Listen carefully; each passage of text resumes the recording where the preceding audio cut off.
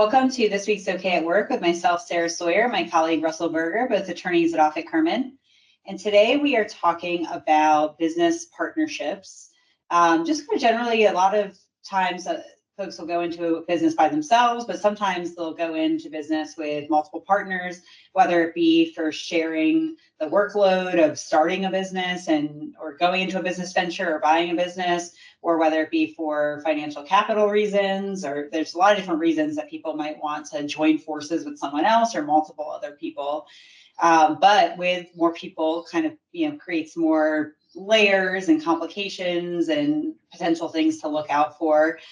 Namely, if you're going into business by yourself and you've got an entity and you are the only person who owns that entity, that can be fairly straightforward, except for you need to do some estate planning in case something happens to you. But when you've got other people involved, it gets a little bit more complicated. What are some things that business owners need to consider, Russell?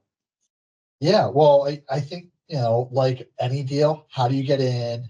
How do you operate while you're in? And then how do you get out are, good high level things to consider. And, what does that look like when you have multiple owners, multiple partners in a business? What does everyone bring to the table? Is everyone going to contribute the same financially? If not, how is that being represented in the agreement? Or does someone bring sweat equity to the table? What does that look like? Then once you're in, who's making decisions? Who has the right to make certain decisions? Who's getting board seats? How are we going to operate and make decisions as an operating business? And then when it comes time to exit, who makes the decisions around that? What do you do when there's conflict, which could be at any of these stages? How do you, what is the internal dispute resolution mechanisms? And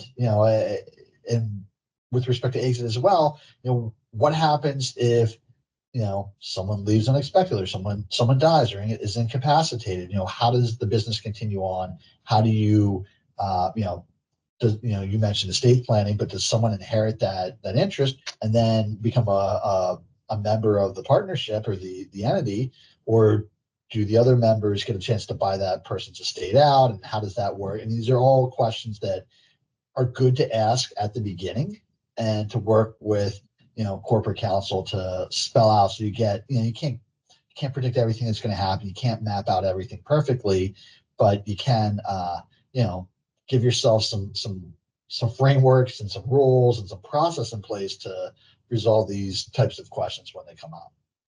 And the place that I see this step get missed the most often is in smaller business ventures, small business, a small purchase where it feels a little bit more informal, like how the parties got there to begin with.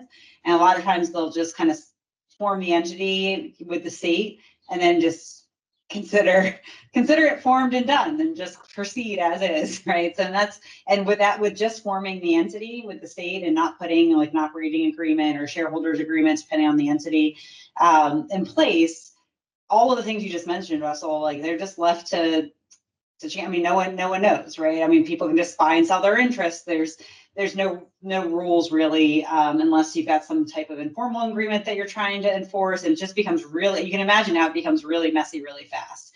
And I think in the bigger transactions or the bigger businesses, especially with sophisticated parties, this step gets missed a lot less because people understand that this is important and they get an attorney involved right away. But in a lot of smaller businesses, I think it would be surprising to a lot of people to know that there aren't really any rules in place, and it's a little bit of a free-for-all. Yeah.